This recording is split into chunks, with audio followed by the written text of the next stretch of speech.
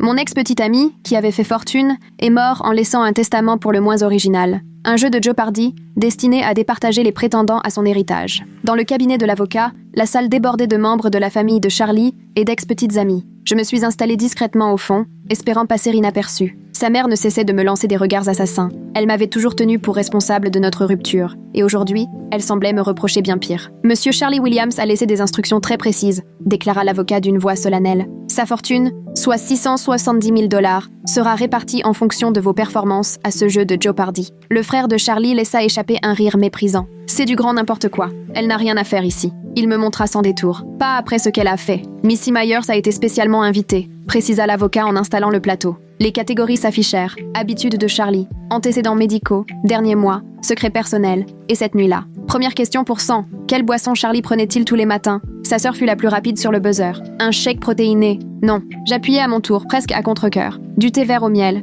Plus de caféine depuis son diagnostic. Quel diagnostic? Coupa sa mère, la voix tranchante. L'avocat enchaîna sans répondre. Les questions défilaient. Je les connaissais toutes. Les rendez-vous du jeudi chez le psy. L'application de méditation qu'il utilisait. La vraie raison de la vente de sa moto. À chaque bonne réponse, la famille s'enfonçait dans la colère. Elle l'a espionné, marmonna son frère. Voilà pourquoi elle sait tout ça. On progressait dans le jeu. Les antécédents médicaux évoquèrent son traitement pour l'anxiété, les derniers mois révélèrent son isolement croissant, les secrets personnels mettaient à jour des choses dont ses proches n'avaient jamais eu connaissance. À chaque bonne réponse, leur hostilité montait d'un cran. Délit double sur les antécédents médicaux. Quels médicaments Charlie prenait-il? J'appuyais. Sertraline, 100 mg par jour. Sa mère explosa. Si tu connaissais son traitement, tu savais aussi ce qu'il risquait en les mélangeant avec d'autres substances. Tu savais, et tu l'as laissé faire. Merci de garder vos commentaires pour la fin, trancha sèchement l'avocat. L'ambiance était devenue électrique, tendue, chacun sur la défensive. Plus je donnais de bonnes réponses, plus je sentais le piège se resserrer. La famille murmurait, chuchotait, complotait presque. Lorsqu'on atteignit la catégorie cette nuit-là pour 500,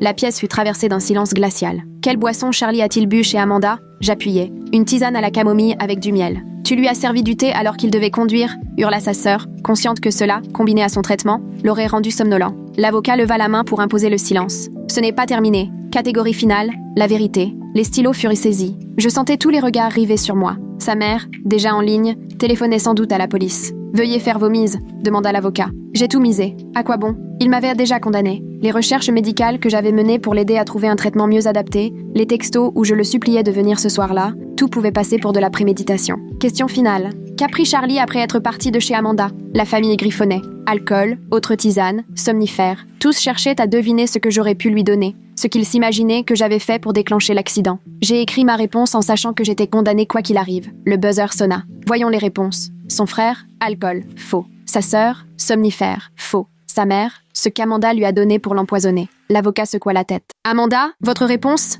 J'ai retourné mon ardoise. Diphénidramine. Dose massive. Explosion dans la pièce. Elle l'avoue. Elle savait. Appelez une ambulance, cria son frère, déjà le téléphone à la main. Attendez, fit une voix dans le fond. C'était le docteur Hayat, le thérapeute de Charlie qui s'était levé. Laissez-la finir. Du Benadryl, repris-je doucement. Mortel, combiné à la sertraline qu'il a prise après avoir quitté mon appartement. Après la tisane qui était parfaitement inoffensive. Après avoir appelé le docteur Hayat pour lui parler de son plan. La police fit irruption tandis que le docteur Hayat avançait. Charlie m'a appelé ce soir-là. On a parlé 20 minutes. Il voulait s'assurer que certaines personnes seraient protégées. Il avait tout minuté. Protégé de quoi? Demanda sa mère. De la culpabilité, répondit calmement le docteur. Il savait que la tisane brouillerait les pistes, qu'Amanda serait accusée alors qu'elle n'avait rien à se reprocher. Vous voulez dire qu'il... Sa sœur ne termina pas sa phrase. Le jeu n'est pas fini, annonça l'avocat. Dernière question, celle qui décide de l'héritage. Qu'a laissé Charlie dans son coffre à la banque? Ce n'était pas prévu. Tout le monde était pris de court, sauf le docteur Hayat qui sortit une clé. Amanda, à vous de jouer.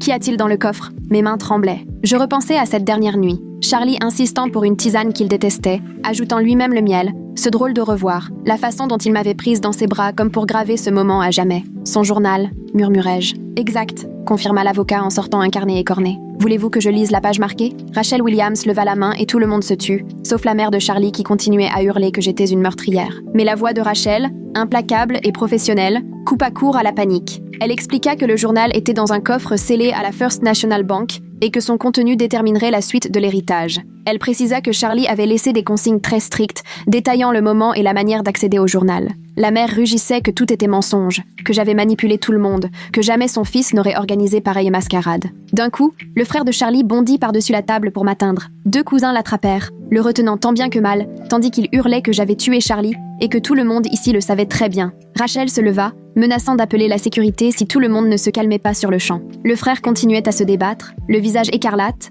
les veines du cou prêtes à exploser. Rachel, imperturbable, décrocha le téléphone pour annoncer que la police attendait déjà dehors et souhaitait s'entretenir avec plusieurs personnes, dont moi. Elle insista pour que tout le monde coopère sous peine d'entrave à la justice. Peu à peu, la tension retomba. Sa mère éclata en sanglots. Sa sœur passa un bras autour de ses épaules pour la consoler. Rachel rassembla ses dossiers et expliqua que chacun allait être entendu dans les salles de réunion au fond du couloir. Elle m'a regardé droit dans les yeux avant de me dire que je devais la suivre. L'inspectrice Élise Napier s'est présentée dans une petite salle de réunion au mur gris où flottait une forte odeur de produits citronnés émanant de la table. Sa voix était posée, presque détachée, comme si elle menait ce genre d'entretien tous les jours. Vêtue d'un pantalon foncé et d'une chemise bleue, son insigne accroché à la ceinture, elle m'a précisé qu'il ne s'agissait que d'une discussion informelle, que je n'étais pas en garde à vue, mais que les circonstances de la mort de Charlie imposaient une enquête, surtout après ce qui était ressorti lors de la lecture du testament. Elle a sorti un carnet et un stylo, s'est installée en face de moi, tandis que Rachel Williams, bras croisés, restait près de la porte. L'inspectrice Napier m'a demandé de reprendre depuis le début et de raconter en détail cette fameuse nuit.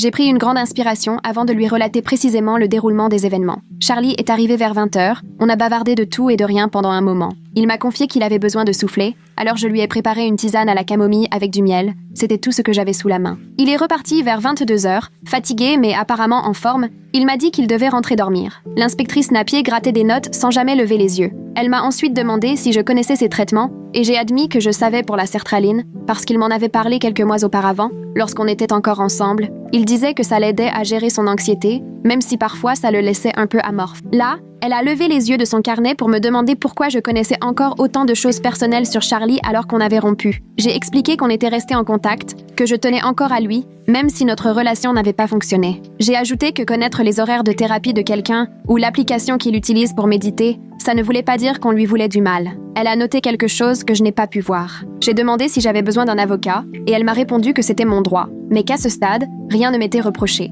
Elle a refermé son carnet et m'a dit que quelqu'un me recontacterait sans doute dans les prochains jours. Elle s'est levée et a demandé à Rachel de me raccompagner par la sortie de derrière pour éviter la famille. Rachel m'a fait passer par un couloir désert, devant des bureaux aux portes closes, puis par une porte latérale qui donnait sur le parking souterrain. Je suis restée un long moment dans ma voiture, incapable de démarrer, prise de tremblement à tel point que je n'arrivais pas à tourner la clé, mes mains glissaient sans arrêt sur le volant. Les néons bourdonnaient au-dessus de moi, jetant une lumière verdâtre et maladive sur tout ce qui m'entourait. Mon téléphone s'est mis à vibrer, des messages de numéros inconnus. J'ai lu des insultes, des accusations de meurtre. Certains disaient que je devrais être en prison, d'autres menaçaient de retrouver mon adresse. Quelqu'un présent à la lecture du testament avait dû poster quelque chose en ligne, car des gens que je ne connaissais pas m'écrivaient maintenant. L'un d'eux affirmait que je méritais ce qui m'arrivait, un autre espérait que je connaîtrais le même sort que Charlie. J'ai éteint mon téléphone, tenté de reprendre mon souffle, oppressé par une sensation d'étau dans la poitrine. Il fallait que je quitte ce parking au plus vite, que je m'éloigne de ce bâtiment, que je trouve un endroit sûr. J'ai rallumé mon téléphone pour appeler Allison, du boulot, la seule à qui je pouvais me confier à ce moment-là. Elle a décroché à la 2e sonnerie,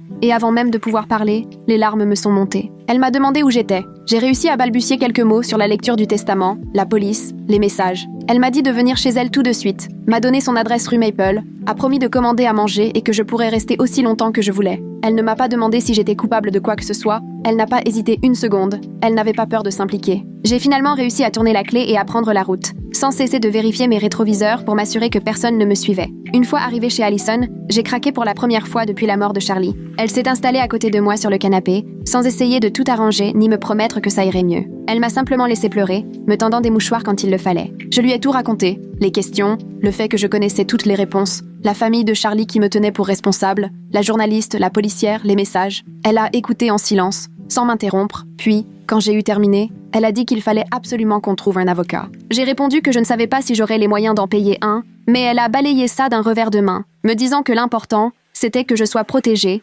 accusée ou non. Elle a insisté pour que je mange un peu de pizza, même si je n'avais pas faim, et a préparé la chambre d'amis avec des draps propres. Allongée dans le lit, les yeux fixés au plafond, J'entendais la voix de Charlie me demander du thé. Je revoyais son expression au moment où il était parti ce soir-là. Je me demandais ce qui lui passait par la tête, pourquoi il m'avait fait ça. Le lendemain matin, Allison m'a aidé à faire des recherches sur Internet pour trouver des avocats spécialisés à la fois en droit pénal et civil. On en a sélectionné 3, bien notés, installés en centre-ville. Je les ai tous appelés pour expliquer rapidement la situation. Le premier était complet pour le mois. Le deuxième réclamait une avance de 5 000 €. Le troisième, Desmond Fraser, a proposé de me recevoir le jour même à 14 h, en précisant que la première consultation serait gratuite. Allison m'a accompagnée à son cabinet, car j'étais encore trop secouée pour conduire. J'ai rencontré Desmond Fraser dans ses bureaux du centre-ville, au 8e étage d'un immeuble chic avec sols en marbre et gardien à l'entrée. Son bureau, petit, mais impeccablement rangé, était tapissé de livres de droit et donnait sur la rue. Il devait avoir la cinquantaine, les tempes grisonnantes, des lunettes à monture métallique. Sa façon calme et rassurante de s'exprimer m'a tout de suite apaisée. J'avais l'impression de reprendre pied. Il m'a serré la main,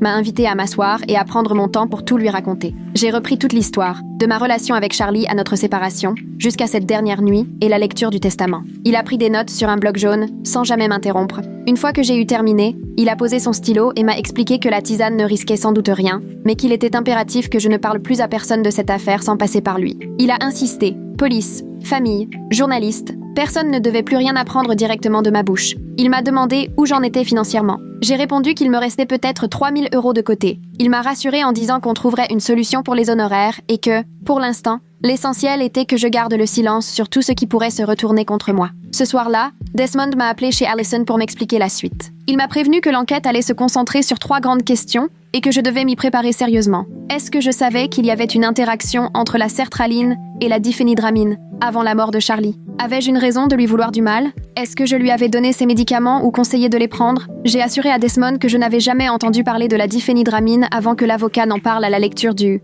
testament, que je pensais que c'était un médicament sur ordonnance complètement inconnu pour moi. Il a insisté pour que j'écrive tout, ce que je savais, ce que j'ignorais, et que j'établisse une chronologie aussi précise que possible de chaque échange avec Charlie au cours des dernières semaines, en détaillant scrupuleusement ce qui s'était passé la nuit de sa venue. Le lendemain matin, l'inspectrice Napier a contacté le cabinet de Desmond pour demander un entretien officiel avec moi. Desmond a expliqué qu'il nous fallait 3 jours pour nous préparer, ce qu'elle a accepté, en fixant l'entretien au jeudi après-midi, au commissariat. J'ai posé un congé au travail et je me suis plongée des heures durant dans les locaux de Desmond pour tout passer en revue. Il m'a interrogée sur ma relation avec Charlie, notre rencontre, notre rupture, pourquoi on avait repris contact. Il m'a fait reconstituer chaque message, chaque appel du dernier mois, tout ce qui avait été dit lors de cette fameuse nuit. On a réuni un dossier détaillé, et Desmond n'arrêtait pas de me marteler qu'il fallait absolument s'en tenir aux faits, sans extrapoler sur ce que Charlie aurait pu ressentir ou penser. Pendant ce temps, la famille de Charlie commençait à publier sur les réseaux sociaux. Il ne citait pas mon nom, mais tout le monde savait très bien de qui il s'agissait. Sa mère publiait de vieux clichés de Charlie, accompagnés de légendes expliquant que l'assassin de son fils était toujours en liberté, alors qu'eux continuaient à souffrir. Son frère dénonçait l'échec du système judiciaire pour les familles,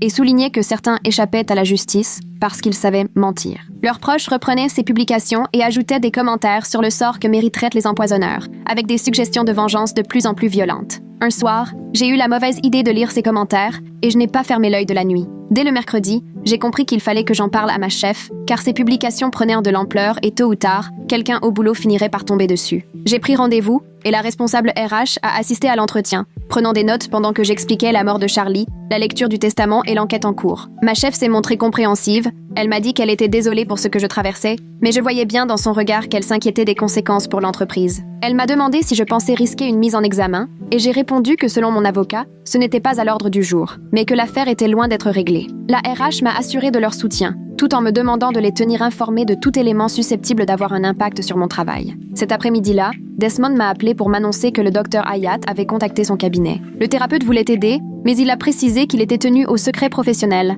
même après la mort de Charlie, sauf si la justice lui ordonnait de transmettre des informations. Desmond a expliqué qu'il faudrait sans doute obtenir une ordonnance pour consulter les dossiers de thérapie, ce qui me semblait terriblement intrusif, comme une violation supplémentaire de l'intimité de Charlie, mais peut-être était-ce la seule manière de prouver ce qui s'était réellement passé cette nuit-là. L'idée que les dernières confidences de Charlie à son psy soient dévoilées devant un tribunal me révoltait, mais je redoutais encore plus de rester soupçonnée de meurtre. Le jeudi, j'ai rejoint Desmond au commissariat du centre-ville. On nous a installés dans une salle d'audition avec l'inspectrice Napier et un autre agent, qui s'est contenté d'observer et de prendre des notes sans dire un mot. L'inspectrice, très professionnelle, a repris toute l'histoire dans l'ordre. Ma relation avec Charlie, les raisons de notre rupture, pourquoi nous avions malgré tout gardé contact. Elle a enchaîné sur la nuit du drame, l'heure à laquelle Charlie était arrivé, de quoi nous avions parlé, comment il allait, ce que je lui avais servi, à quelle heure il était reparti. Je me suis tenue strictement aux faits, comme me l'avait conseillé Desmond, sans me lancer dans des suppositions sur l'état d'esprit de Charlie ou ses intentions. Dès qu'une question dérivait vers l'interprétation, Desmond intervenait pour recentrer. Puis l'inspectrice a sorti un dossier et m'a montré des impressions de mon historique de recherches Internet,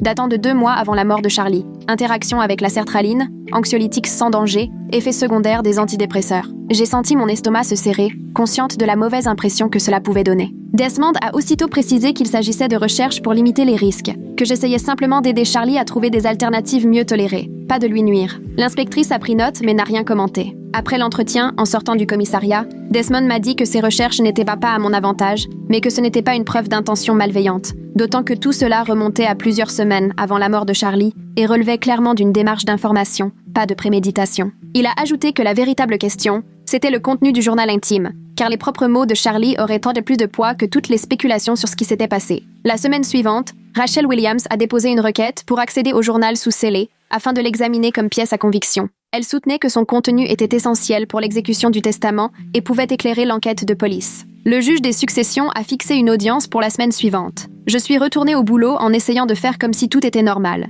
Mais je voyais bien que le regard des autres avait changé. Certains collègues avec qui je m'entendais bien trouvaient soudain 1001 raisons pour m'éviter dans les couloirs, tandis que d'autres me dévisageaient dès qu'ils pensaient que je ne les voyais pas. À la pause déjeuner, Allison est restée à mes côtés, assise avec moi à la cafétéria même si je n'ai quasiment rien avalé. À la table d'à côté, quelqu'un a lâché une remarque à propos des gens qui s'en sortent après avoir tué quelqu'un. Assez fort pour qu'on entende, et Allison n'a pas hésité à se retourner pour leur dire d'attendre d'avoir les faits avant de répandre des rumeurs sur des sujets dont ils n'avaient aucune idée. La femme a eu l'air surprise et a marmonné une excuse. Mais moi, je sentais mes joues me brûler, partagées entre honte et colère. Je suis retournée à mon bureau, j'ai tenté de me concentrer sur mon boulot, mais mes mains tremblaient encore à cause de ce déjeuner. 15 minutes plus tard, mon téléphone a sonné, j'ai décroché sans regarder qui appelait, et là, les hurlements ont commencé direct. La mère de Charlie hurlait si fort que j'ai dû éloigner le téléphone de mon oreille. Elle m'a traité de meurtrier, m'a accusé d'avoir tué son fils et a promis de me faire payer, disant qu'elle connaissait des gens capables de me pourrir la vie et qu'elle ne lâcherait rien tant que je ne serais pas en prison,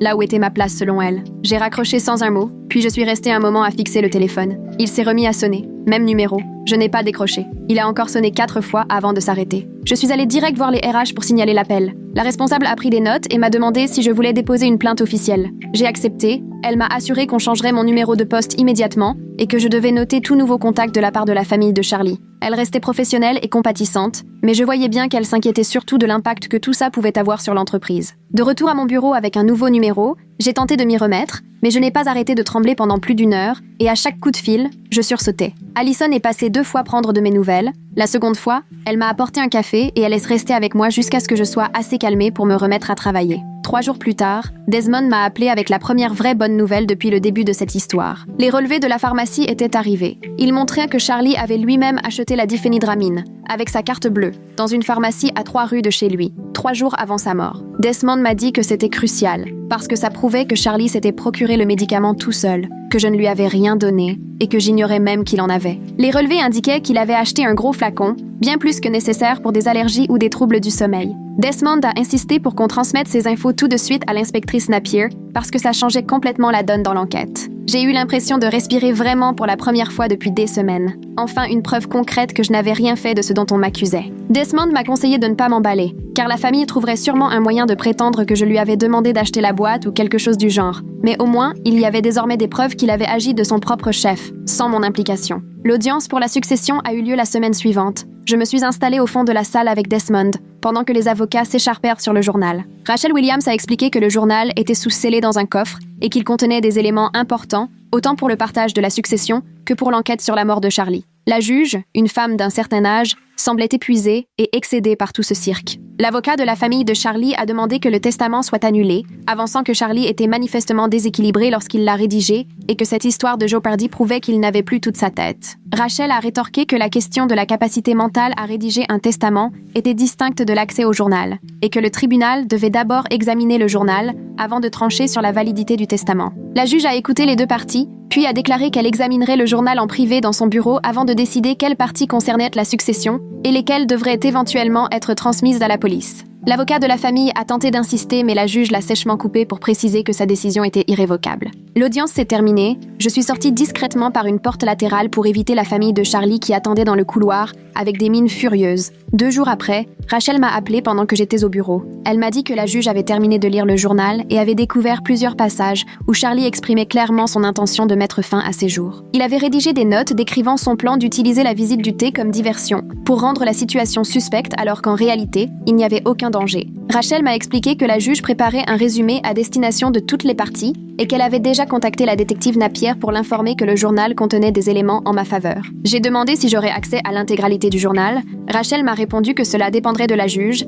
mais que le résumé reprendrait les passages essentiels. Elle m'a prévenu que la famille allait se battre bec et ongles, qu'ils essaieraient de prétendre que Charlie avait écrit ses notes sous la contrainte ou qu'elles avaient été falsifiées. Je l'ai remercié et raccroché, soulagé mais un peu désemparé. Une partie de moi aurait voulu lire ce que Charlie avait écrit. Une autre avait peur de découvrir ces mots exacts où il avait tout prémédité. Le lendemain, la détective Napier a appelé Desmond pour fixer un nouveau rendez-vous. Cette fois, son ton avait complètement changé. On s'est retrouvés au commissariat et elle a commencé par dire que l'enquête continuait, mais que les extraits du journal bouleversaient complètement la perspective. Elle m'a demandé si Charlie avait déjà évoqué le suicide avec moi et je lui ai répondu franchement. Il se battait contre la dépression et on en discutait parfois quand on se voyait, mais jamais il ne m'a laissé entendre qu'il songeait vraiment à en finir. Si j'avais su, j'aurais tout fait pour l'en empêcher ou pour qu'il obtienne plus de soutien. La détective Napier prenait des notes, tout en me posant des questions sur sa thérapie avec le docteur Hayat.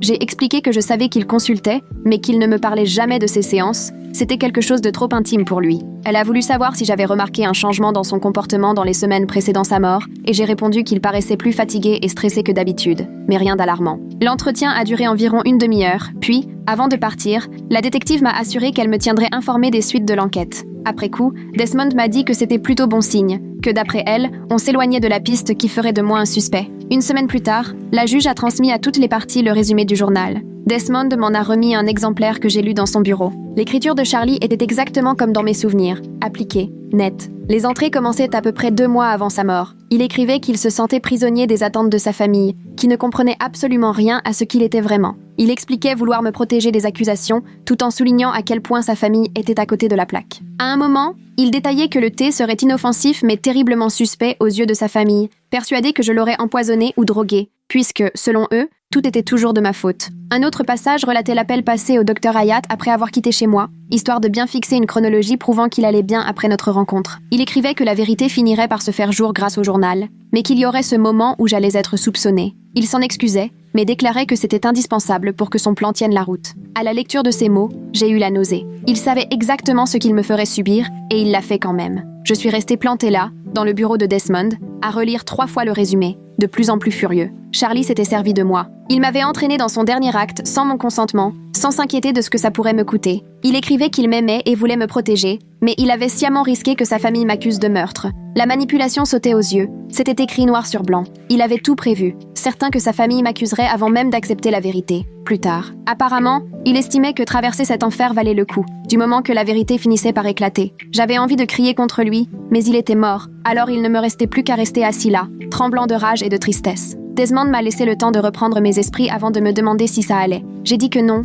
mais que ça finirait par aller. Il a reconnu que c'était une réaction normale, que n'importe qui serait furieux après avoir lu ça. Ce qui était étrange, c'est que Charlie me manquait toujours, malgré la colère immense que j'éprouvais contre lui. Le deuil, c'est vraiment compliqué. La semaine suivante, Desmond a déposé une requête pour obtenir, sous assignation, les relevés d'appel et les notes du docteur Hayat, en expliquant qu'il fallait corroborer ce que Charlie avait consigné dans son journal à propos de leur échange ce soir-là. Il nous fallait prouver que Charlie avait effectivement contacté le docteur Hayat après avoir quitté mon appartement, comme il l'affirmait lui-même. L'avocat du docteur Hayat a répondu en quelques jours qu'il ne s'y opposerait pas, à condition que l'assignation soit en bonne et due forme. Il reconnaissait que les circonstances particulières justifiaient de lever la confidentialité habituelle. Desmond m'a assuré que c'était une bonne nouvelle, car cela signifiait que le docteur Hayat comprenait la situation et n'allait pas chercher à tout bloquer. Le tribunal a validé la demande et accordé 2 semaines au docteur Hayat pour remettre les documents. J'étais mal à l'aise à l'idée que les notes privées du docteur Hayat entrent dans tout ça, mais j'avais besoin de la moindre preuve pour montrer que je n'avais rien à voir avec la mort de Charlie.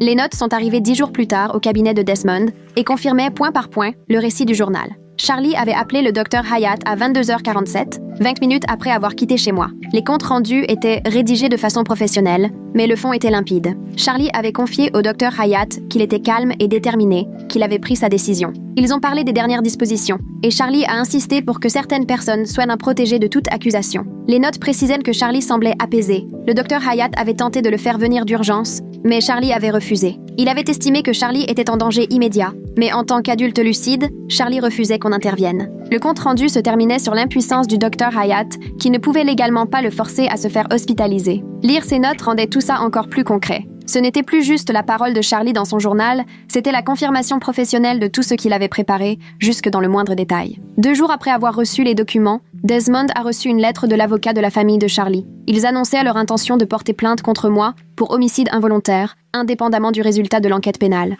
Leur position était que, même sans avoir causé directement la mort de Charlie, j'avais créé les conditions qui y avaient d'amener. Ils soutenaient que j'aurais dû percevoir son état mental, qu'il était irresponsable de l'inviter chez moi ce soir-là vu sa fragilité, que j'avais un devoir de protection et que j'y avais failli. Desmond m'a lu la lettre au téléphone, et j'entendais bien sa lassitude. Il a précisé que c'était surtout une tentative d'intimidation. Ils savaient que leur dossier ne tenait pas, mais ils essayaient de me faire peur pour que je renonce à tout héritage. Il a ajouté qu'il fallait quand même prendre ça au sérieux, parce qu'une procédure, même bancale, coûte cher à défendre et que ça risquait d'être long et éprouvant. J'ai demandé combien tout cela pouvait coûter, et il m'a répondu que ça pouvait facilement grimper à plusieurs dizaines de milliers d'euros, selon la ténacité de la famille. Je n'avais pas une telle somme, et rien que l'idée de me lancer à nouveau dans des procédures me donnait envie de tout laisser tomber. Desmond m'a conseillé de ne rien précipiter, d'attendre pour voir si une plainte était vraiment déposée ou si ce n'était qu'une menace pour me mettre la pression. Dès que je suis arrivée au bureau lundi matin, j'ai tout de suite senti l'ambiance changer. Les conversations s'arrêtèrent sur mon passage, et j'ai surpris un collègue en train de détourner son écran d'ordinateur en me voyant. Quand je suis allée prendre un café dans la salle de pause, j'ai entendu des chuchotements qui se sont tus dès que je me suis retournée. À l'heure du déjeuner, j'avais déjà noté au moins 6 collègues qui trouvaient subitement une excuse pour quitter la pièce dès que j'entrais. Allison m'a découvert en train de manger seule à mon bureau et s'est installée sans rien demander. Elle m'a révélé que la rumeur avait explosé pendant le week-end après que quelqu'un ait diffusé des captures d'écran des publications de la famille de Charlie sur les réseaux sociaux. Apparemment, la moitié du bureau était persuadée que j'avais empoisonné Charlie et l'autre moitié pensait au moins que j'étais en partie responsable de ne pas avoir empêché le drame. Je lui ai demandé si notre chef était au courant. Elle m'a dit que oui, et qu'il y avait déjà eu des plaintes sur ma présence dans l'équipe. J'ai eu l'estomac noué toute la journée, à faire semblant de travailler tout en sentant les regards peser sur moi. Vers 15h, ma responsable m'a convoquée dans son bureau où la RH était déjà installée. Elles m'ont expliqué qu'elles allaient me transférer provisoirement à un autre étage, pour mon confort et pour calmer les tensions. J'ai tout de suite compris ce que ça voulait dire. On m'isolait parce que plus personne ne voulait travailler à côté de quelqu'un qu'il prenait pour un meurtrier. La RH m'a assuré qu'il prenait le harcèlement très au sérieux, que toute remarque déplacée serait sanctionnée, mais qu'il ne pouvait pas contrôler ce que les gens pensaient ou disaient à voix basse. Cet après-midi-là, j'ai mis mes affaires dans un carton sous le regard fuyant de mes collègues, qui faisaient mine de ne pas me voir. Allison m'a aidé à tout transporter dans mon nouveau bureau, un étage désert avec juste quelques box utilisées pour le surplus de travail. Elle était furieuse, trouvait ça injuste, que je ne devrais pas être punie. Je lui ai dit que ce n'était pas grave, que je devais juste tenir bon. Le lendemain matin, Allison n'était pas à son poste. Je lui ai écrit, et elle m'a expliqué qu'elle avait été convoquée après avoir pris la défense contre quelqu'un qui avait tenu des propos sur moi la veille en salle de pause. Visiblement, elle lui avait demandé de se mêler de ses affaires, et l'autre l'avait signalé pour avoir instauré un climat hostile. J'ai eu le cœur serré de savoir qu'elle prenait des risques pour me soutenir. 3 jours plus tard, Desmond m'a appelé. Le rapport toxicologique était arrivé. Sa voix était devenue plus légère, soulagée. Le rapport concluait à une dose mortelle de diphénhydramine combinée à de la sertraline, sans trace d'alcool, juste un peu de tisane à la camomille, sans aucune interaction avec le reste. Le médecin légiste avait précisé que la tisane n'avait joué aucun rôle. Desmond avait déjà transmis le rapport au lieutenant Napier, qui avait reconnu que cela confirmait ce que disait le dossier. La tisane que j'avais servie à Charlie était parfaitement inoffensive. Elle ne l'avait pas endormi, n'avait eu aucune interaction avec ses médicaments, n'avait rien provoqué ni aggravé. Charlie avait pris le Benadryl tout seul après avoir quitté mon appartement, probablement dans sa voiture vu la chronologie des faits. La toxicologie prouvait sans l'ombre d'un doute que rien de ce que je lui avais donné n'avait pu provoquer quoi que ce soit. Desmond m'a dit que c'était déterminant pour l'enquête pénale, mais que la famille pouvait toujours attaquer au civil. Je lui ai demandé ce que cela signifiait. Il a répondu qu'il valait mieux qu'on en parle de vive voix. 2 jours plus tard, j'étais face à Desmond dans son bureau, pendant qu'il m'expliquait les risques de poursuite pour homicide involontaire. Même si je n'étais pas poursuivie au pénal, la famille de Charlie pouvait très bien saisir la justice civile. Ils pouvaient prétendre que j'avais été négligent, que j'aurais dû voir dans quel état il était et que l'avoir invité avait favorisé le drame. Les procès civils demandent de moins de preuves que les affaires pénales. Il ne s'agirait pas de prouver que j'avais voulu lui nuire, mais que mes actes avaient contribué au résultat. J'ai demandé combien coûterait une défense dans ce genre d'affaires. Desmond s'est renfoncé dans son fauteuil et m'a expliqué que la facture pouvait monter à plusieurs dizaines de milliers d'euros, voire davantage selon la pugnacité de la partie adverse. Honoraires d'avocat, experts, frais de justice, auditions. Même en gagnant, je perdrais tout cet argent. Je lui ai expliqué que je n'avais pas de telle somme, juste quelques économies de côté. Il m'a alors conseillé d'attendre de voir si la plainte serait effectivement déposée, car parfois la menace suffisait à me faire renoncer à l'héritage, mais qu'il fallait que je me prépare à l'éventualité qu'ils aillent au bout, peu importe les preuves. Ce soir-là, j'ai appelé un psychologue, incapable de dormir. À chaque fois que je fermais les yeux, je revoyais Charlie assis dans sa voiture après avoir quitté mon appartement, avalant ses cachets, prenant la décision qui allait bouleverser nos vies. Je repassais notre dernière conversation en boucle, à guetter les signes que j'aurais pu rater. Est-ce qu'il avait paru étrange? Est-ce que c'était sa manière de dire adieu? Pourquoi n'avais-je rien vu venir? Les crises d'angoisse ont commencé au travail. Des moments où j'étouffais, où mon cœur battait la chamade, persuadée que tout le monde se rendait compte que je craquais. La thérapeute avait un créneau cette semaine-là. J'ai sauté sur l'occasion, même si je ne pouvais pas vraiment me le permettre. Son cabinet était petit et apaisant, et elle ne m'a pas regardée comme une criminelle quand je lui ai expliqué la raison de ma venue. Elle m'a demandé ce dont j'avais besoin, et j'ai répondu, de tout, que je n'arrivais pas à me sortir cette nuit de la tête, que je me sentais coupable même si tout le monde me disait le contraire, que j'en voulais à Charlie de m'avoir fait ça. Elle m'a écoutée sans m'interrompre, puis elle m'a dit quelque chose qui a complètement bouleversé ma vision des choses. Charlie a fait un choix, m'a-t-elle dit. Décider de mettre fin à sa vie, ça lui appartenait. Mais t'impliquer là-dedans sans ton accord, t'utiliser dans son plan, te laisser porter le chapeau devant sa famille, c'est une blessure qu'il t'a infligée délibérément. Tu peux le pleurer tout en lui en voulant, ses sentiments ne s'excluent pas. Desmond m'a rappelé avec de nouvelles infos de la banque. Selon leur registre, Charlie était passé à son coffre-fort la veille de sa mort. Il y était allé seul, pendant les horaires d'ouverture, et il avait passé 40 minutes dans la salle des coffres. Sur les images de vidéosurveillance, on le voyait déposer plusieurs objets, dont ce qui ressemblait à un carnet. Le redatage confirmait qu'il y était allé moins de 24 heures avant de mourir. Tout collait avec ce que disait le journal intime sur la préméditation et la préparation. Charlie n'avait rien fait sur un coup de tête ce soir-là. Tout avait été pensé à l'avance, tout écrit, tout soigneusement enfermé, pour qu'on le retrouve après. À mesure que les éléments s'accumulaient, le portrait qui se dessinait était celui de quelqu'un qui avait préparé le moindre détail de sa mort, jusqu'à la façon de me protéger contre d'éventuelles accusations, sans pour autant m'épargner la souffrance. Rachel Williams a envoyé une notification officielle à tout le monde. Le juge des successions fixait une audience pour trancher la question du mécanisme du jeu Jeopardy. L'audience devait déterminer comment répartir la succession à la lumière de toutes ces révélations. La famille de Charlie bataillait pour faire annuler complètement le jeu. Leur avocat soutenait que Charlie n'était pas sain d'esprit quand il avait rédigé son testament, et que le jeu en était la preuve. Ils voulaient tout partager entre eux, sans rien me laisser. L'audience était prévue dans 6 semaines, ce qui laissait le temps à chacun de préparer ses arguments. Selon Rachel, le juge validerait sans doute le testament, puisque Charlie était suivi par un psychiatre et que son thérapeute ne l'avait jamais déclaré inapte. Mais la contestation de la famille voulait dire encore plus de démarches, plus d'incertitudes, et autant d'occasions pour eux de m'attaquer publiquement. D'autres éléments sont arrivés de l'enquêteur engagé par Desmond.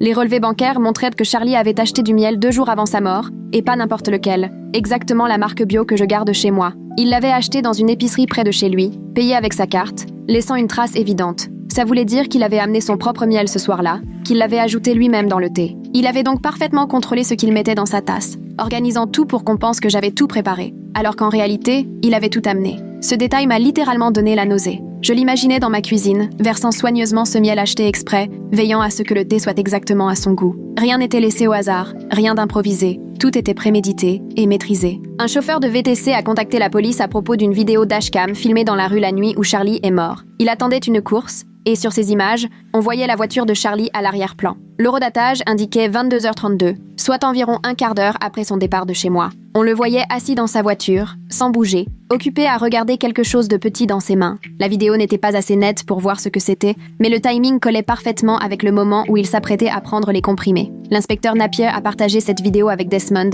ajoutant une pièce de plus au puzzle. Charlie n'était pas reparti puis revenu sur sa décision. Il était resté dans sa voiture, juste au pied de mon immeuble, réfléchissant à ce qu'il avait dans les mains, sans doute les comprimés, et c'est là qu'il a pris sa décision. L'assistante de Desmond m'a appelé pour me dire que la sœur de Charlie avait cherché à me parler. Après en avoir discuté avec Desmond, on a accepté un bref appel sous surveillance. Elle appellerait le bureau et je serais en haut-parleur, avec Desmond présent pour s'assurer que rien ne pourrait se retourner contre moi. L'appel a eu lieu dans l'après-midi. Sa voix, fatiguée et hésitante, n'avait rien à voir avec la femme en colère lors de la lecture du testament. Elle m'a dit qu'elle avait relu tous les éléments, le rapport toxicologique, les relevés bancaires, les extraits du journal. Elle avait des questions sur ce que sa mère découvrait, car certaines choses ne collaient pas avec ce que disait l'avocat de la famille. Elle voulait savoir si on pouvait vraiment parler de ce qui s'était passé. J'ai regardé Desmond, il a acquiescé. Je lui ai dit la vérité. J'aimais Charlie. On avait nos problèmes et la rupture a été compliquée, mais je n'ai jamais voulu sa mort. J'étais en colère contre lui pour ce qu'il avait fait, pour m'avoir entraîné dans son plan, pour m'avoir fait vivre ce cauchemar avec sa famille. Je lui ai expliqué que le thé était inoffensif, qu'il avait amené son propre miel, qu'il avait lui-même acheté les comprimés. Elle a écouté sans dire un mot, puis elle m'a prise de court avec ce qu'elle a dit. Notre frère donne à maman des infos qu'il choisit, ne lui montre que ce qui me fait passer pour coupable, et cache ce qui prouve que Charlie avait tout planifié. Il est convaincu que j'ai tout manigancé d'une manière ou d'une autre, que les preuves sont fausses ou interprétées de travers. Ma mère ne sait plus quoi croire, mais elle voulait entendre ma version directement. Je lui ai demandé si elle pensait que j'avais tué Charlie. Elle est restée silencieuse un bon moment, puis a fini par répondre « Non, je ne pense pas ça, mais j'ai du mal à concilier le frère que je connaissais avec quelqu'un capable d'une chose aussi calculée et cruelle. » Je lui ai dit que moi non plus, je n'arrivais pas à tout concilier, que je cherchais encore à comprendre comment celui que j'aimais avait pu me faire ça. On n'a pas beaucoup parlé ensuite. Elle m'a remercié d'avoir accepté de lui répondre et m'a dit qu'elle avait besoin de temps pour digérer tout ça. L'appel s'est terminé, et je suis restée dans le bureau de Desmond avec ce drôle de sentiment qu'il restait peut-être, dans la famille de Charlie, quelqu'un qui finirait par croire que je n'étais pas un monstre. 2 jours plus tard, Desmond m'a appelé pour dire que l'inspectrice Napier voulait me parler. Il l'a mise sur haut-parleur dans son bureau, et sa voix paraissait presque chaleureuse, bien loin du ton de nos premiers échanges. Elle m'a expliqué que le parquet avait tout examiné, du journal au dossier de pharmacie en passant par la vidéo de la dashcam. Les preuves étaient claires. Charlie avait acheté lui-même les comprimés, les avait pris après avoir quitté mon appartement, et tout avait été minutieusement orchestré à l'avance. Les poursuites pénales semblaient exclues, puisque rien ne prouvait que j'avais fourni le médicament mortel, ni que j'avais eu connaissance de ses intentions. L'affaire devait être classée comme un suicide d'ici peu, après les dernières vérifications. J'ai remercié mon interlocutrice avant de raccrocher, soulagée mais vidée, car cette clôture officielle n'effaçait en rien ce que j'avais enduré. Le lendemain, Desmond a reçu un appel d'un avocat mandaté par le docteur Hayat.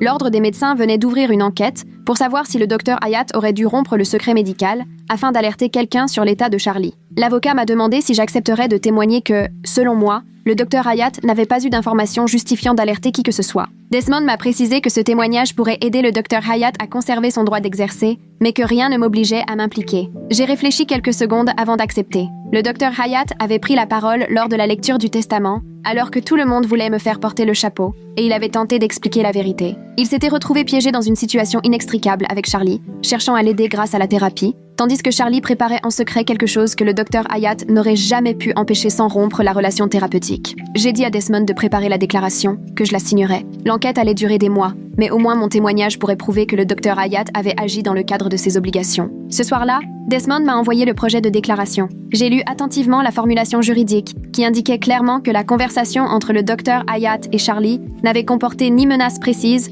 ni plan concret, qui aurait nécessité un signalement. J'ai signé et renvoyé le document, en espérant que mon geste puisse peser dans cette affaire où chacun avait été blessé par les choix de Charlie. Au travail, la situation s'est dégradée avant de s'améliorer. Quelqu'un a transféré les publications de la famille sur les réseaux sociaux à toute l'entreprise. Photos de Charlie et accusations à l'appui où l'on disait que son meurtrier était en liberté. J'ai appris la nouvelle en étant convoquée par ma supérieure, déjà rejointe par la responsable RH, toutes deux mal à l'aise. Elles m'ont montré la chaîne de mails qui comptait déjà des dizaines de réponses, entre soutien et hostilité. Les RH ont dû envoyer à tout le monde un rappel sur le respect de la vie privée et l'interdiction du harcèlement, mais cela n'a fait qu'attiser la curiosité et aggraver la situation. Ma supérieure m'a proposé de prendre quelques jours de congé, soi-disant pour apaiser les tensions, mais j'ai bien compris le message. Il était devenu impossible de rester, entre ceux qui m'évitaient et ceux qui multipliaient les remarques à peine déguisées. Je suis retournée à mon bureau, je suis restée 20 minutes devant mon écran puis j'ai appelé Desmond pour discuter de mes options. Il m'a dit que je pourrais sans doute insister pour rester, mais qu'il n'était pas raisonnable de s'épuiser à travailler dans un climat pareil.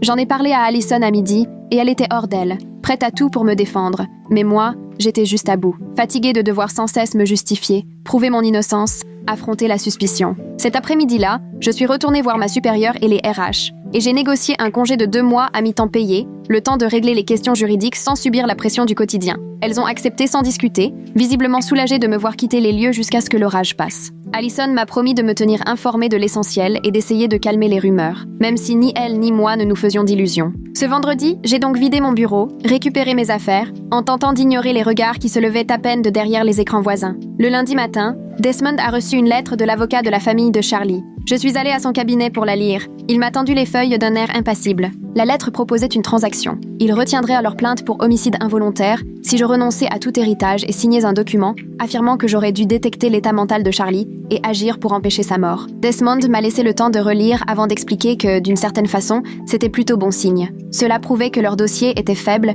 et qu'ils préféraient négocier plutôt que de risquer une défaite au tribunal. J'ai demandé ce qui arriverait si je refusais. Il m'a répondu qu'il lancerait dans probablement la procédure, ce qui signifiait des mois d'audition, de frais d'avocat, de nouvelles attaques publiques. La déclaration qu'il voulait me faire signer était rédigée de façon à ne pas admettre explicitement une faute légale, mais à leur fournir un texte qui pourrait servir d'aveu. J'ai dit à Desmond que j'avais besoin de temps pour réfléchir. Il m'a répondu que nous avions 2 semaines pour donner notre réponse. J'ai passé ces 2 semaines à hésiter, en colère qu'on veuille me faire porter une quelconque responsabilité, mais aussi épuisée à l'idée de devoir me battre pendant des mois devant la justice. Allison ne cessait de répéter qu'il fallait leur dire leurs 4 vérités et refusait de signer, que ce serait leur donner raison. Mon thérapeute me rappelait que j'étais le seul à pouvoir choisir la solution la moins destructrice pour moi. Finalement, j'ai décidé d'attendre l'issue de l'audience sur la succession avant de me prononcer, pensant que la question de l'héritage pourrait se régler d'elle-même. L'audience a eu lieu 3 semaines après la lecture du testament, dans une salle bien plus petite que je ne l'avais imaginée. La mère de Charlie était assise au premier rang avec son fils, tous deux fixant obstinément leur regard droit devant eux,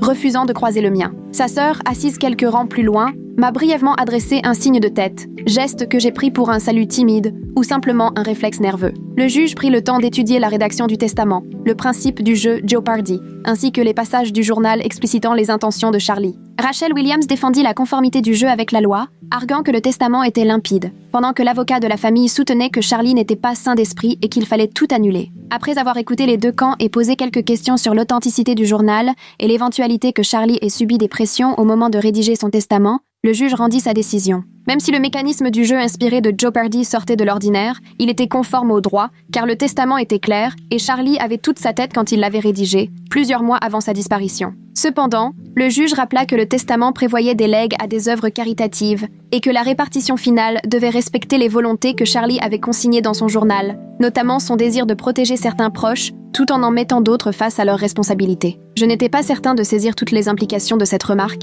mais Desmond, lui, semblait satisfait. Le juge ajouta alors qu'il restait un dernier point. Dans le journal se trouvait une lettre cachetée, destinée expressément au tribunal, et il annonça qu'il allait la lire à voix haute pour l'inscrire au procès-verbal. Une chape de silence tomba sur la salle lorsque le juge ouvrit l'enveloppe et déplia 2 pages écrites à la main. Il lut les mots de Charlie d'une voix neutre et posée, ce qui, paradoxalement, leur conférait encore plus de gravité. Charlie expliquait avoir minutieusement orchestré sa propre mort et en assumait l'entière responsabilité. Il avait imaginé le jeu Jeopardy pour forcer sa famille à réaliser à quel point ils ignoraient sa vraie vie, tout en me protégeant grâce à la révélation finale de la vérité. Il précisait avoir conscience que le thé pouvait paraître suspect, mais affirmait qu'il était sans danger. Il indiquait avoir acheté lui-même les comprimés et les avoir pris seul dans sa voiture, et avoir fait appel au docteur Hyatt précisément pour établir une chronologie incontestable, prouvant qu'il était vivant et parfaitement lucide après avoir quitté mon appartement. Il écrivait s'attendre à ce que sa famille me rende responsable dans un premier temps et regrettait de m'avoir infligé cela, mais il avait besoin d'un coupable apparent pour que l'enquête dévoile toutes les preuves de sa préparation.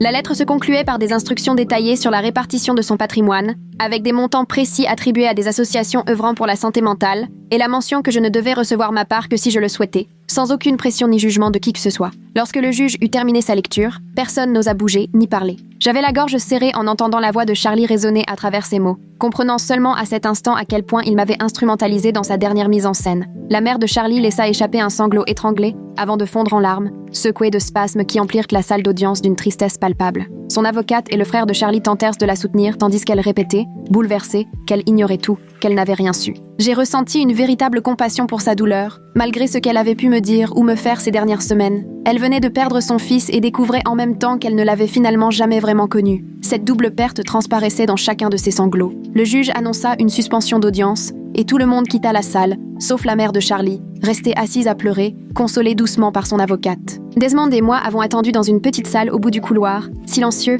écrasés par le poids de tout ce qui venait de se passer. Lorsque nous sommes revenus dans la salle une demi-heure plus tard, l'avocat de la famille s'est approché de Desmond pour lui dire qu'ils avaient là besoin de temps pour réfléchir à leur position, aussi bien sur la contestation du testament que sur la procédure civile. Le juge accepta d'accorder un délai de 2 semaines afin que chacun ait le temps d'encaisser la lettre et de réfléchir à la suite. Je quittai le tribunal par une porte dérobée, évitant l'entrée principale où les caméras de télévision s'installèrent déjà. L'affaire avait fini par susciter un tel intérêt médiatique que la lecture dramatique du testament et les révélations du journal étaient désormais publiques. Une semaine plus tard, Desmond m'a appelé pour m'annoncer qu'il avait reçu une lettre officielle de l'avocate de la famille de Charlie. Il renonçait à la plainte pour homicide involontaire, mais exigeait à ce que je ne touche rien de l'héritage. Leur avocate présentait cela comme une position morale et non juridique, expliquant qu'il serait inacceptable que je bénéficie de la mort de Charlie, même si je n'en étais pas responsable et malgré la mention de mon nom dans le testament. Desmond m'a lu la formulation exacte, et à travers le ton soigneusement choisi, on sentait bien qu'il cherchait à se donner le beau rôle tout en évitant des accusations impossibles à étayer.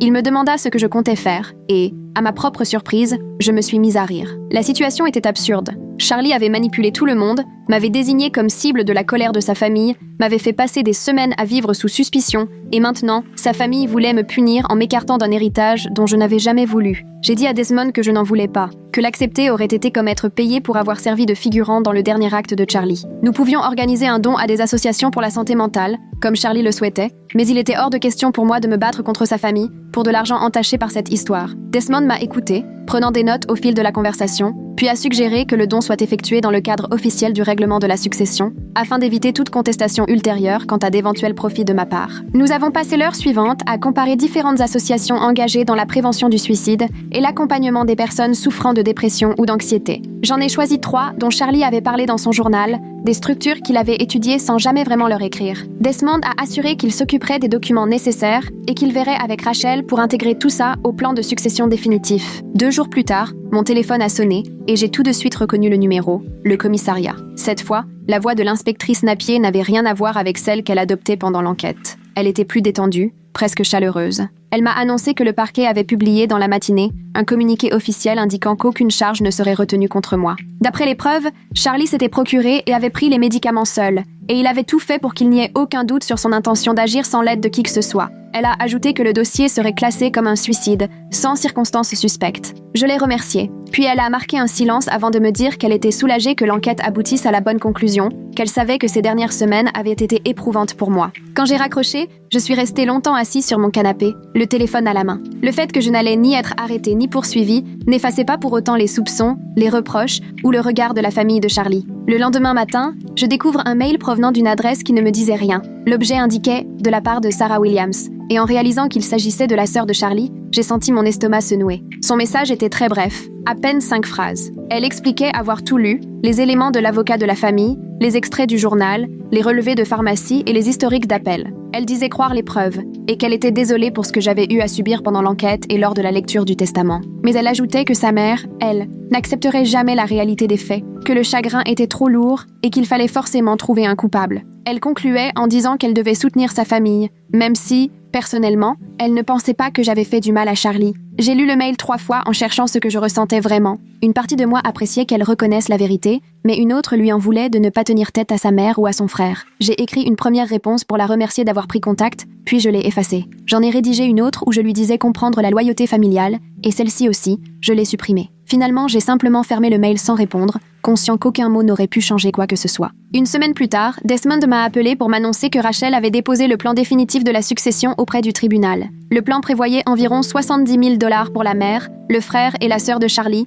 tirés de la succession. 200 000 $ devaient être versés, à parts égales, aux 3 associations de santé mentale choisies. Ma propre part, qui aurait dû s'élever à environ 150 000 $, dépendait du fait que je signe des documents m'engageant à tout reverser aux mêmes associations. Rachel avait aussi fait en sorte que l'ensemble des frais juridiques et administratifs soient payés par la succession avant toute répartition. Desmond m'a demandé si je voulais relire les documents avant l'audience, mais je lui ai répondu que je lui faisais confiance, que je signerais ce qu'il fallait. L'audience était programmée 10 jours plus tard, laissant à la famille de Charlie le temps d'examiner le plan ou de formuler des objections. Pendant ces 10 jours, j'ai repris le travail, en essayant de retrouver une routine normale. Mon chef s'était montré compréhensif vis-à-vis de mon absence, mais je voyais bien le soulagement dans ses yeux de me voir revenir et tenir le coup. L'audience s'est déroulée un jeudi matin, dans une salle différente de celle où on avait lu le testament. Je me suis installée à côté de Desmond, tandis que l'avocat de la famille de Charlie s'asseyait à une autre table. Rachel a présenté le plan de succession au juge, détaillant chaque répartition et expliquant la logique de chaque décision. Le juge a posé quelques questions sur les dons aux associations et leur conformité avec les souhaits exprimés par Charlie dans son testament.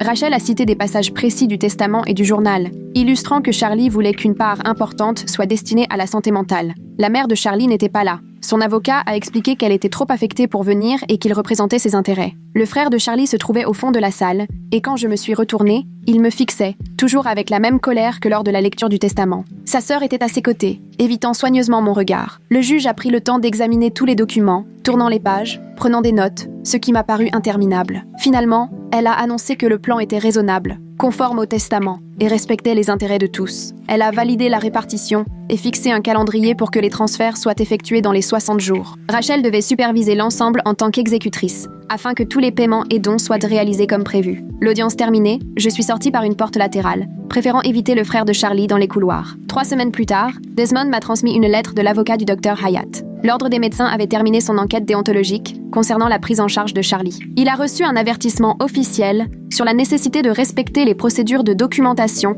et de consultation dans les situations à risque. Mais sa licence n'a pas été suspendue ni restreinte. La lettre était accompagnée d'un court message du docteur Hyatt, transmis par son avocat, dans lequel il me remerciait pour ma déclaration auprès du conseil et disait regretter profondément la situation, aussi bien la mort de Charlie que tout ce qu'elle avait pu entraîner pour tant de personnes. J'ai rangé la lettre et j'ai essayé de ne plus trop penser à tous ceux que le dernier geste de Charlie avait blessés. Mon congé s'est officiellement achevé un lundi matin, à la fin du printemps. Le retour au bureau m'a semblé étrange, comme si je revenais dans un endroit quitté depuis des années, et non depuis quelques semaines. Il semble que les RH aient profité de mon absence pour organiser une session de sensibilisation, car j'ai retrouvé dans ma boîte mail une note sur le harcèlement au travail et sur la nécessité d'éviter les jugements hâtifs concernant les enquêtes en cours. À mon retour, la plupart de mes collègues se montraient maladroits avec moi, sans être franchement hostiles. Ils me posèrent des questions avec précaution sur mon état, puis s'empressèrent de changer de sujet dès que je répondais de façon évasive. Allison m'a accueilli à mon bureau avec un café et un vrai sourire, et s'est empressée de me raconter tout ce que j'avais loupé, aussi bien les avancées des projets que les derniers potins du bureau. Plus tard, elle m'a confié qu'elle avait dû batailler contre les rumeurs et les spéculations pendant mon absence, coupant court aux discussions dès que les gens commençaient à lancer des accusations ou à supposer n'importe quoi. Elle a ajouté que plusieurs personnes étaient venues s'excuser auprès d'elle d'avoir cru au pire, et que, depuis la déclaration du procureur, ma réputation s'était largement rétablie. Notre amitié n'en a été que renforcée, car elle avait été là pour moi quand tout s'était écroulé. Le Fonds de soutien à la santé mentale a vu le jour 6 semaines après la succession. Les 3 associations que j'avais choisies se sont coordonnées pour créer un fonds commun au nom de Charlie, dédié à l'information sur la sécurité des traitements et à la prévention du suicide chez les personnes souffrant de dépression et d'anxiété. Elles m'ont invitée à la cérémonie de lancement et m'ont demandé si je souhaitais m'impliquer publiquement, peut-être parler de Charlie ou participer à la collecte de fonds. J'ai refusé de prendre la parole, ne voulant ni m'exposer ni devoir expliquer à des inconnus la nature de notre relation ou les circonstances de sa mort. En revanche, j'ai accepté de participer aux réunions de préparation et de travailler sur les priorités du fonds. C'était la seule chose positive qui ressortait de tout ce cauchemar, transformer l'héritage de Charlie en quelque chose d'utile pour les autres, au lieu d'enrichir sa famille ou moi-même.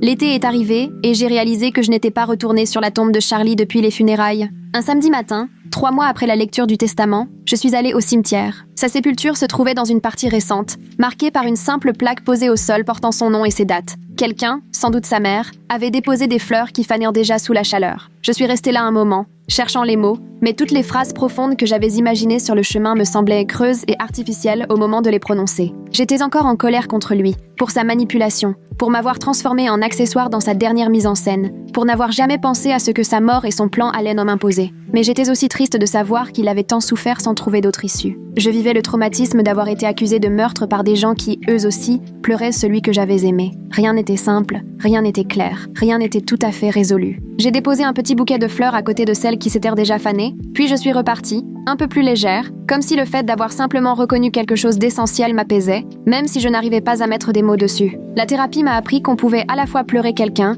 et lui en vouloir terriblement, que ses sentiments n'étaient ni contradictoires, ni le signe que je gérais mal la situation. Ma thérapeute m'a aidé à poser des limites, à choisir ce que j'acceptais ou non de porter émotionnellement, à refuser de me sentir responsable de tout. Je n'avais aucun contrôle sur la décision de Charlie de mourir, ni sur la façon dont il avait monté les choses pour faire peser les soupçons sur moi, ni sur la douleur de sa famille, ou leur besoin de trouver un coupable. Mais je pouvais choisir l'énergie que je mettais à prouver mon innocence, décider de l'importance que j'accordais à l'opinion des autres dans mon quotidien, et de la place que l'acte final de Charlie allait prendre dans mon avenir. 3 mois se sont écoulés avant que la sœur de Charlie me donne de ses nouvelles. Elle m'a envoyé un message pour me proposer un café, sans obligation, juste pour parler. J'ai laissé ce message en suspens toute une journée avant de répondre, ne sachant pas ce qu'elle attendait de moi, ni si ce n'était pas un piège. C'est à toi de voir, mais si tu acceptes, choisis un lieu public, m'a conseillé Desmond. On s'est retrouvés dans un café du centre-ville un samedi matin, et l'ambiance des premières minutes était d'une gêne absolue. Nous remuions nos boissons en silence. Finalement, elle m'a confié qu'elle avait beaucoup réfléchi à tout ce qui était ressorti de l'enquête,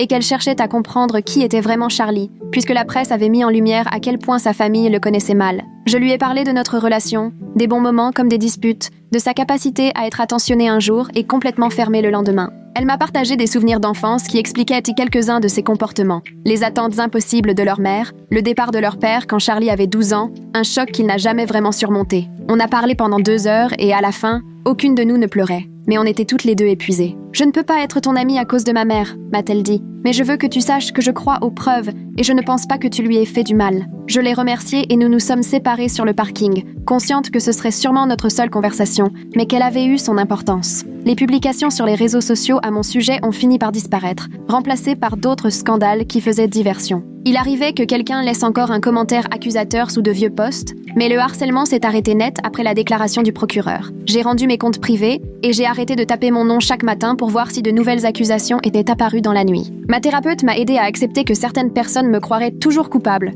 quoi qu'il arrive, et que je ne devais ni m'en rendre malade, ni gaspiller mon énergie à essayer de les convaincre du contraire. J'ai décidé de me concentrer sur ceux qui comptaient vraiment, ceux qui me connaissaient et me soutenaient. Alison, elle, m'est restée fidèle, n'hésitant pas à couper court au ragot au travail et à prévenir que quiconque colporterait des histoires sur moi risquait de perdre bien plus qu'une simple collègue. Peu à peu, ma routine reprenait une allure presque normale, même si certains jours, le poids de toute cette histoire continuait de m'écraser. 6 semaines après mon retour, ma chef m'a convoquée dans son bureau pour m'annoncer le lancement d'un nouveau projet qui exigeait quelqu'un de sérieux, capable de gérer des analyses de données pointues. Rien à voir avec le juridique ou les enquêtes. C'était du pur technique, un travail qui me demanderait des mois de concentration soutenue. J'ai saisi l'occasion sans hésiter, ravie d'avoir enfin une tâche concrète sur laquelle focaliser mon énergie, quelque chose qui m'occupait l'esprit et me permettait de résoudre de vrais problèmes. Les journées étaient tellement prenantes que, le soir, je rentrais chez moi lessivée mais satisfaite, après avoir passé 8 heures à jongler avec des bases de données et des algorithmes, plutôt que de ressasser la mort ou les accusations. Ce trimestre-là, mes évaluations professionnelles étaient excellentes,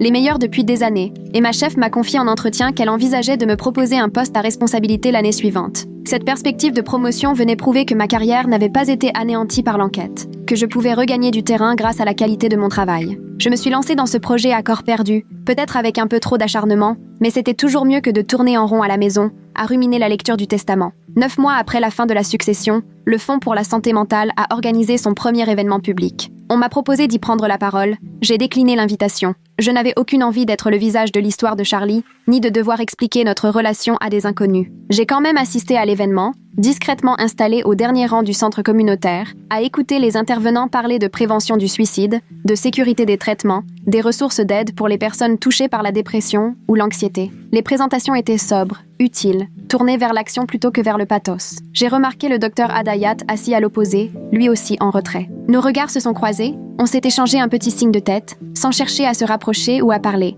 On savait tous les deux ce qui nous avait amenés là, on n'avait pas besoin d'en discuter, ni d'en faire étalage. L'événement a rassemblé une 50aine de personnes et permis de récolter plusieurs milliers d'euros de dons. Après, je suis sortie sans bruit par une porte latérale, sans passer voir les organisateurs, parce que j'avais eu ce que j'étais venue chercher, constater que malgré tout, quelque chose de positif était né de cette douleur. Un matin, environ 1 an après la mort de Charlie, en me préparant pour aller travailler, j'ai pris conscience à mi-chemin de mon trajet que je n'avais pas pensé une seule fois à l'enquête ou aux accusations depuis mon réveil. Ça peut sembler insignifiant, mais pour moi c'était immense. Pendant des mois, c'était les premières pensées qui m'assaillaient chaque matin. Je me levais déjà anxieuse, à repasser en boucle mes échanges avec l'inspecteur Napier ou à revoir la mère de Charlie me hurler dessus chez l'avocat. Mais ce matin-là, mon esprit s'est contenté de dérouler le fil des préoccupations habituelles. Les échéances au boulot, le déjeuner du midi. Bien sûr, le traumatisme était toujours là. Il y avait encore des jours difficiles, mais il ne me collait plus en permanence. J'en ai parlé à ma thérapeute, qui m'a expliqué que c'était un signe encourageant. Dépasser un traumatisme ne veut pas dire oublier, mais réussir à intégrer l'expérience sans qu'elle occupe toute la place. J'ai commencé à remarquer d'autres moments comme celui-là, des après-midi entiers où j'étais vraiment présente à ce que je faisais, sans être parasitée par les souvenirs de l'accusation. Environ 14 mois après, lors d'une soirée chez un ami, j'ai rencontré quelqu'un. On a discuté de tout et de rien, du travail, des loisirs. Il y avait une facilité que je n'avais pas ressentie depuis longtemps. On s'est revus plusieurs fois, doucement, parce que je n'étais pas prêt à me lancer trop vite dans quelque chose de sérieux. Au 4e rendez-vous, je lui ai raconté pour Charlie, pour l'enquête, pour les accusations. Il m'a écouté sans m'interrompre, a posé quelques questions pour comprendre, puis m'a dit qu'il appréciait la confiance que je lui accordais en partageant tout ça. Il ne s'est pas mis à me traiter comme si j'étais fragile ou cassée. Il n'a pas cherché à tout décortiquer ni à prendre ses distances. C'était un petit pas, mais il a compté pour moi. La preuve qu'on peut être honnête sur son histoire sans que ça définisse l'image que les autres ont de nous. On a continué à se voir, sans précipitation, et le simple fait d'avoir quelqu'un qui connaissait la vérité et ne me jugeait pas, m'a aidé à sortir de l'isolement. 18 mois après la clôture de la succession,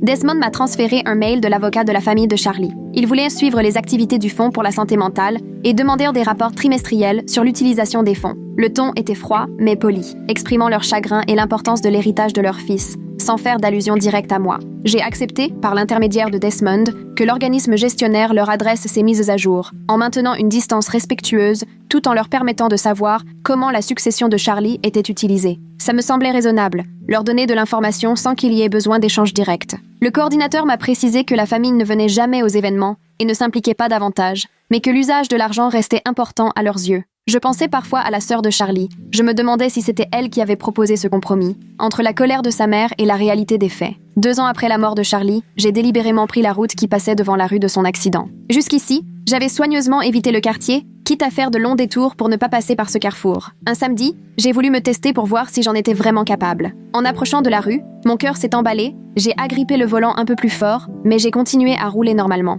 Je ne me suis pas arrêtée, je n'ai pas fait demi-tour, et surtout, il n'y a pas eu de crise d'angoisse. Pas besoin de m'arrêter ou d'appeler à l'aide. Je suis juste passée, j'ai senti cette boule dans la poitrine, mais j'ai poursuivi ma route. C'était le signe que j'étais en train de m'en remettre, même si les marques resteraient là, indélébiles. Je n'ai pas cherché à me rendre à nouveau sur les lieux, mais le simple fait de savoir que je pouvais le faire sans m'effondrer voulait dire beaucoup pour moi. Quand 2 ans se sont écoulés depuis cette nuit chez l'avocat, j'allais franchement mieux. Pas totalement remise, pas sans ressentir des choses compliquées par rapport à tout ce qui s'était passé, mais j'étais à nouveau capable d'avancer, tourner vers l'avenir, dans la vraie vie. J'ai compris qu'il n'y a pas toujours de fin nette où, soudain, tout s'arrange et tout le monde se comprend. Avoir été innocentée n'a rien effacé de ce que j'avais traversé, n'a pas supprimé ces mois où les gens me pensaient être coupable, n'a pas réparé la relation avec la famille de Charlie. Je portais la vérité de ce qui s'était passé, sans laisser cela m'enfermer ou dicter chacune de mes décisions. Le Fonds pour la santé mentale aidait chaque année des dizaines de personnes, notamment par des campagnes de sensibilisation sur la sécurité des médicaments et la prévention du suicide. Alison et moi étions plus proches qu'avant, parce qu'elle avait su rester à mes côtés quand tout craquait, et ce genre de loyauté, ça soude vraiment une amitié. J'avais un travail où je me sentais à ma place, avec de vraies perspectives pour la suite. La personne avec qui je partageais ma vie avait pris une importance nouvelle et on commençait à parler de s'installer ensemble, d'imaginer quelque chose de neuf, loin de mon passé difficile. Je repensais parfois à Charlie, souvent tard le soir quand le sommeil me fuyait, ou à la date de sa disparition. La colère s'était atténuée, remplacée par une sorte de tristesse résignée. Il avait pris des décisions sur lesquelles je n'avais aucun contrôle, et j'avais dû composer avec les conséquences. Il avait, à sa manière, tout orchestré pour mettre en lumière l'aveuglement de sa famille, et au fond, pour me protéger. Mais il n'avait pas mesuré, ou peut-être n'avait-il tout simplement pas compris, tout ce que ces mois de soupçons allaient en me coûter. Je ne saurais jamais s'il avait anticipé tout ça, ou s'il s'était dit que la vérité finirait vite par éclater. Ce que je sais, en revanche, c'est que j'ai bâti une vie solide, qui m'appartient vraiment, que j'ai appris à fixer mes limites et à ne plus chercher le pardon de ceux qui ne me le donneront jamais, et que guérir, ce n'est pas oublier mais réussir à intégrer les épreuves dans une histoire plus vaste, faite aussi de joie, de sens et de liens précieux. Voilà donc le tableau complet de la manière dont tout cela s'est passé, aussi bien sur le plan légal qu'émotionnel. Si ça vous aide à y voir plus clair, pensez à liker la vidéo. Abonnez-vous si vous voulez d'autres analyses approfondies de situations réelles et complexes. Et sérieusement, dites-moi en commentaire quelle histoire vous aimeriez voir décortiquer la prochaine fois.